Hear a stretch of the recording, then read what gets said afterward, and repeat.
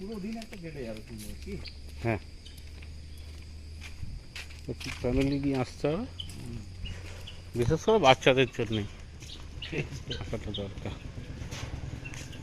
একদম ওই সাইড দিয়ে দে, ওদিকে কী আছে সুন্দর পাখিরালয় যাকে বলে, এটা পায়রার।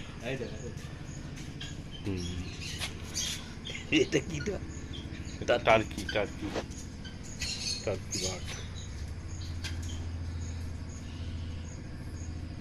দিয়ে দেবে ওইখানে খরগোশগুলো আছে না।